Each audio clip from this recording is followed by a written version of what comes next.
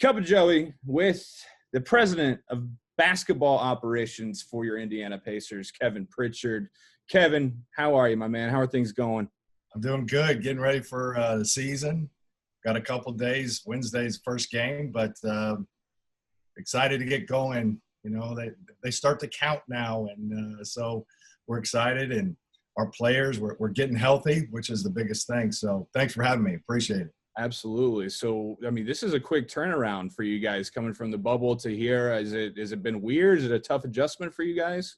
Well, I think that the most challenging part of this has been, we went from the bubble to hiring a new coach, which we went through a really thorough process. I mean, we interviewed probably 12 to 15 people, and we took our time in those interviews, and then we cut it down to 5 or 6 and had them come to Indiana, and we spent days with them. So it was an in-depth process, and Nate Bjorkgren, our head coach, kind of surprised everybody in that, you know, we had all our list, and to be honest with you, he wasn't on the beginning of the list, but he did such a good job in one of these Zoom interviews that we said, God, we need to interview him. And then we went from that to hiring another assistant general manager in Ted Wu, and we hired him from the league office as our cap guy and assistant general manager.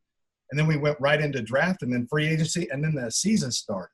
Yeah. Or at least the preseason to get ready. So it's been a very condensed off season. I mean, it feels like just a couple months ago, and it's true, we just finished the season. So that's a challenging, but we like it because we're making it like a game. We're trying to make this as upbeat. We're trying to stay positive as much as we can through COVID. We're looking at COVID kind of like as the 30th opponent. And I think when we get tested every day. Yeah. And Have you had it? Have you had it? No, I haven't had it. You haven't? Nice. No, good for you. no. I had it in November. Actually, I heard it sucks, by the way. I was down for about a week, but, you know, it was all right. Did you lose your taste? Yep. No taste, no smell. Then it just felt like a really bad cold and just like, you know, other stuff. But yeah, it had me down for about a week, but, you know, bounced back. And like you said, we're staying positive. So are you a lot of our players kind of wanted to get it before the season because then they could be done with it, you know? And for sure. Yeah. Do you feel better about that though? Yeah, definitely. It's like, okay, especially I'm like a hypochondriac. So it's just like I checked it off. I'm like, all right, I don't got to wonder anymore. It's done. I luckily, thank God, didn't have to go to the hospital or anything, like get it out of the way. So I hear you on that. That's, the old herd immunity kind of take there by the players. I don't blame them. The thing that I missed most, Joey, is I miss in life having friends over for dinner. And like we've been really careful and our team has been. But more than anything, you know, there's a community feel that happens in a basketball or football or a baseball game where you're getting together, you know, you're sitting by your dad or your best buddy and you're just chopping it up, you know, talking about life, talking about anything. And all of a sudden you're in a basketball game and you're watching a highlight and then, you know, you're saying, wow, did you see that player do that? And there's something about getting together that as human nature we need and we miss. And so I can't wait for, the vaccine to kick in and have fans, because we had one preseason game and literally I sat in a suite and I was by myself. And it wasn't an immersive feeling. I mean, I love watching the game, but what I miss is talking to people, interacting with people. And then really, I think what we live for in sports is that last 2 minutes of the game where you never know who's going to win. A last-second shot, the crowd goes crazy. There's incredible energy. And for me, that's what I miss most about this whole, COVID thing is just missing the interactiveness of a phenomenal basketball game, whether it be high school too, because I grew up here in Indiana, and I remember going and seeing Noblesville versus Anderson, and there'd be 5,000 people and it'd be a crazy game. So it's been an adjustment just watching, and I can't wait for it to get back. Yeah, same. I mean, before all this happened, I was lucky enough just through like different connections and stuff and get my own ticket. I mean, I swear I was going to like 3 Pacers games a week, it felt like, you know, and I was hitting tin roof before and after, and then I was going to the Pacers game and having a great time. And then, like you said, all this happens and it kind of gets swept out from under you. So the new head coach, Nate Bjorken, correct? Nate B. Nate B. There you go. Was having the first name Nate, is that part of the requirement now? No. I've had a few people ask me that, but no. That's just no. Coincidence. Yeah. Yeah. So he's playing. He's going to be playing some more up tempo, right? I mean, what can we expect from Coach Nate? Well, you know, I've never seen the thing. Why we really went with Coach B was this. He really thinks about everything he does at practice to make it a very immersive game-like situation. It's not a traditional practice. I've never seen some of these practices, and it's very quick. You know, people have talked about Chip Kelly a little bit, okay, and how they play. We won't play like Chip Kelly. It won't be that, you know, pass. It won't be that equivalent basketball. But I can see in his practice, I was lucky enough to see a Chip Kelly practice, 8 years ago. And our practices feel like that. I mean, we go from drill to drill to drill. We're in the next drill in 5 seconds. And he's upset if it takes 10 or 15. So we'll be playing a drill, and he'll blow the whistle, and he'll say, get over, shooting threes. We're shooting contested threes. And so there's a real pace to it that I've never seen before. And we're starting to see it in the games. I mean, we're playing with a lot more pace, and we're shooting a lot more three-pointers. Yeah. And we're defending different. We're really a pressure defense right now, which we've been more of a pack it in, keep the game slow kind of a team, and it's been successful. It's we've been great defensively.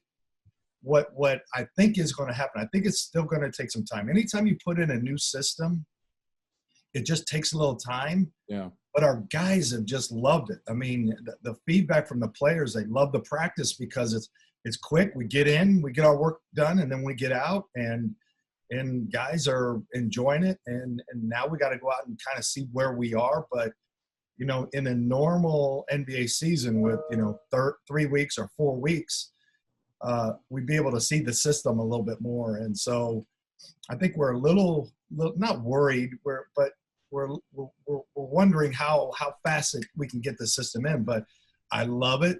I've seen a lot of different systems. It's very fast. It's quick hitters.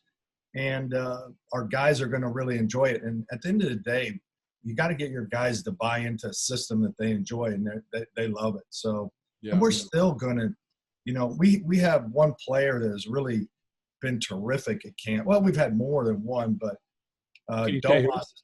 Domas has played really well. And, you're going to see Domas play like a point guard for us. He's going to be our playmaker in a lot of ways. I mean, Malcolm and Victor still will handle the ball a lot, but, Domas creates so much trouble on the defense with his dribble handoffs and his passing ability. And you're going to see even more of that. He's going to have a monster year, would be my guess. And it's been really fun to watch. The energy in this building is off the charts. Good. I can't remember the last time that happened is when we signed David West and we went to Eastern Conference Finals. Now, I'm not saying we're going to Eastern Conference Finals. Our goal is to do that, but I can tell you this, the energy in the building is crazy good. And usually that's something that is a precursor to success. So you said that this process with hiring Coach B, it was extensive. You had 10, 15 people, 12, 15 people in there. What is an interview for a head coach of an NBA basketball team like? Because, us regular folk, we think of job interviews and it's like, you sit down, where do you see yourself in 10 to 15 years? What do you like to, right? Like, what do you like? What are your goals? What are your goals? What do you like to do in your free time? Like, what does this look like when you're hiring a potential NBA head coach? Well, we put a couple things up on the board that we said, here are 4 or 5 criterias as we go through the process that are important to us. Learning ability, adaptability. And so without giving everything, we put up what we wanted in a head coach. And then we went through the interviews, and we started with the Zoom, and we did about an hour and a half to 2 hours on a Zoom meeting with about 15 or 16 people. And we really let them talk. I didn't want the interview to be, here's a question, and then you tell me the answer. What I wanted to do is I wanted his personality, his or her personality to come out. And so the first question was, tell me what you've done the last 10, 15 years since your high school days. And so it got them talking about their college experience, and then their NBA experience if they had any, and then it got them talking. And then I would ask a question like, so what are your thoughts around the new NBA? It's, it looks like we're shooting more threes. What kind of offense do you think gets more threes? And so they talk a little bit about the offense, and then they talk about the defense in similar fashion. But it was really more about, could I hear some enthusiasm behind the voice? Like, yeah, you can say a lot of things. Like, I'm a big believer in this, Joey. Sometimes it's not what you say and how you say it. It's what you leave the listener feeling. Like, how do they make you feel? And I wanted a coach that made you feel good about yourself. At the end of the day, bottom line, the most important thing I felt like going through this process was, look, I've been a fringe NBA player. I was a decent college player. And when my coach believed in me and I had more confidence, I was a much better player, period. End of discussion, no more to think about. And so I wanted my coach to make me feel like he was going to instill confidence in the players. Yeah. Bar none. I think Frank Reich does a great job of that. I hear him talk about the players. And quite frankly, we some people think that we have this, competition with the Colts. We really don't. Like, Chad Buchanan and me and their management team have a friendly relation. We called them up and they said, here's what we looked at when we hired Frank. I'm not the smartest guy in the world, but I know that if you ask a lot of questions and ask a lot of smart people, sometimes you can learn things. So yeah. I really wanted somebody that could bring some positive energy into this building and make the players feel better about themselves. And quite frankly, Nate B hasn't cursed. I've not heard him curse yet. I've heard him get on the team, but I'll bet you it's 9-1 positive to negative. And, we need that, especially with this kind of a new player. There's a new player in the air, and we've got to communicate with them. It's not up to them to communicate with the older guys. We've got to figure out how to get to them. And so I felt like tough adjustment for you. Sometimes. Yeah. Like, I'll give an example. After the game, I mean, I played with Larry Bird and the Celtics for a little bit, and I remember, Larry would never have gone and shook the other team's hand after the game. That's just not what you do. It's not what you did. It's not good or bad. I'm not minimizing but today, these players have played in AAU together. They played in some USA basketball together. They played somewhere together. So it's a relationship that after the game, and sometimes, old folks like myself have struggled with that, Yeah. But yeah, it's not. I'm a big believer. It's not up to them to talk at our level. They're blazing their path. We got to figure out how to get to them. And a big part of hiring Nate was that I felt like he could communicate with them.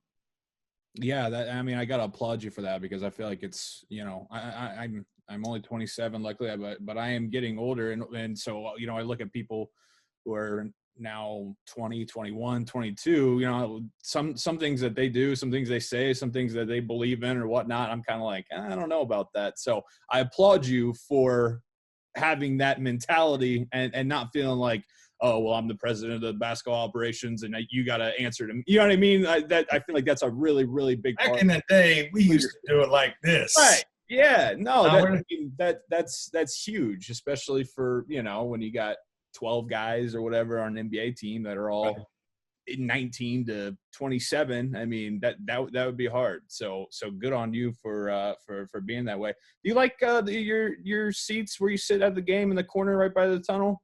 I feel like maybe you have any desire to kind of get like the Mark Cuban aspect going, sit courtside, none of that? I don't, there was a time in my life where sitting front row by the team would have been pretty cool. I think one of the measures of success that when we hire management people, kind of like, people that are over themselves. Okay. And, it's not important for me to be seen in Portland. When I was general manager, I did a lot more interviews. I was, out there a little bit more. Here in Indiana, I want the players. I'm pushing the players to be out in front. So I don't like being out in front anymore. That's not important to me. I don't think it's important to my general manager, assistant general managers, and even to Coach Nate. He likes the players.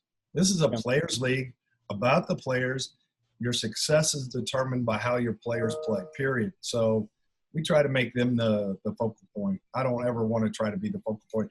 Personally, where I like to sit is behind the bench towards the end, about 15 rows up. So I've got kind of an angled look down the court.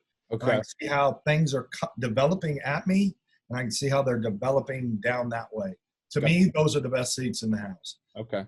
Where sometimes, other people just want to, and it's a different experience. You've sat on the first row. Sitting on the first row and seeing how big they are, and when they run by and the wind hits you, and you're like, that's a lot of person moving, and that is a huge human being. And, I get why guys don't want to take charges, because that guy's 280 pounds. You get an immersive feeling. I get it. I totally get it. It's my mom and dad love sitting on the front row. They like being that close. I don't. I want to see the flow of the game out and the flow of the game back. So are they more baseline front row, or are they like sideline front row? Well, they said baseline. That's where I do have a ticket there. Or two tickets there, so they do baseline. Have you ever seen Larry? My mom is awesome. Like, she's grew up with, Indiana basketball, and she's just older ladies, kind of small, 5 feet, and super nice and a little bit quiet. And then she gets to the game and she turns into like a monster. I mean, I can't sit by my mom at the game. She's cursing at the refs, and I'm like, who are you? So I can't sit by them either. So she's tailor-made to be front row. We love her. Row. Yeah, we love her. That's awesome. Have you ever seen Larry Bird smile during a game, like when you're watching with him? You ever seen him crack an emotion? I don't think so. I swear. I don't think so. Now that you think I could have an eye on him, an eye on the game. The dude's a statue. He don't move when you guys are sitting in your spots. I know that there are times he's probably mad. I mean, he's got a little bit of a temper, but man, he's awesome to work with. And he is one of the best human beings in the world. He is completely different as you get to know him, and he kind of uses like that Larry Bird, quote unquote, sometimes, but most of the time he's just this great human being. That he's literally the wittiest human being I've ever been around, and maybe the smartest. Like if you're around him a lot, you understand how quick he is and what a good human being is. And I'll tell you, like he's the reason why I'm in this position. And I was his general manager for a long time, and he was president. He called me into the office one day, and he didn't tell me what it was about. And he also called Herb Simon, the owner, and we both sat down, and he goes, listen, I'd like to stay on as as something, and I will, as long as Kevin is the president. And he looked to Herb and he said, you hire him and I'll stay on. And literally we made a deal for me to become president and him to stay on as a consultant in like 2 minutes. And that shows you what kind of person he is about believing, hiring within. If you serve him well, he does right for you. I mean, he is insanely loyal if you're loyal to him. Now, if you're not, good luck. Yeah. But if you help him and do what's right, not for him, but for the organization. He was always about, if it's right for the organization, you do it. If it's not, don't do it. Right. Do you have any insight? Is he going to be making an appearance in Space Jam 2? Is he going to be reprising his role? I'm not at liberty to talk about that. I have no idea. I literally have no idea. I hope so. That thing was awesome. Space Jam 1 was awesome. I can't imagine them making a better Space Jam. I know. It'd be tough for sure, but an all-time line from Bill Murray: "Larry's not white, Larry's clear." That's That's right. Okay, I'm gonna finish up here with you with just a few kind of off-the-wall rapid-fire questions. What TV show are you watching? You watching any TV? You got any time for any TV to binge watch anything? Not much, but me and my wife were watching The Undoing. HBO, real solid. Yeah. Were you okay with the ending? I heard that was kind of. I think they've left it open, which is what they normally do. Okay. The guy that did that, I can't remember the guy's name, but he also did Big Little Liars too, which was awesome. Okay. I saw all over Twitter, and I haven't checked out, and then everybody was trashing the finale, and I was like, I don't really know if I want to get into that. But I love new nonlinear TV. I hate commercials, and I love watching like a show where you can watch a couple episodes, man. It's the way of the future, and I love it. Yeah, absolutely. Are you a wine or a whiskey guy, or neither? Wine? Yep. Cabernet Sauvignon. Let's go. That's what I drink. If I can get Screaming Eagle.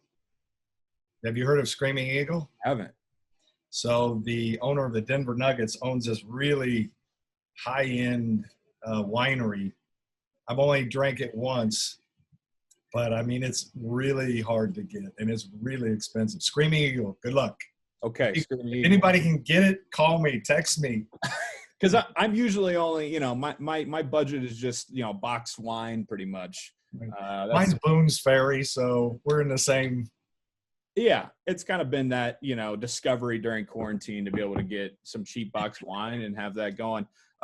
You recently said, someone sent it to me, quote, "If a player has a lot of success here, then doesn't have much success away from here, then complains about not having success, it doesn't make sense to me." Was this a shot at TJ Leaf? Yeah, TJ, it's not. People want to make that about, PG.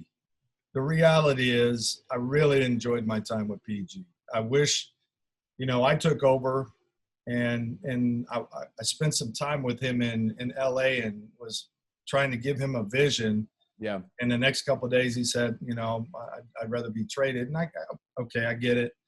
It hurt the organization. It hurt me because I really wanted to try to build something. But, I think the way I want to look back at his time here was in great and fond reflection, because we made it to 2 Eastern Conference finals. We're literally one play away from making the finals with him. And then 1 year, and then the Eastern Conference finals the next. And then one time before that, we made it to the semifinals. So a lot of success with that. Roy Hibbert and Danny Granger and George Hill. So I don't want to dismiss what he's done here. That's not for me.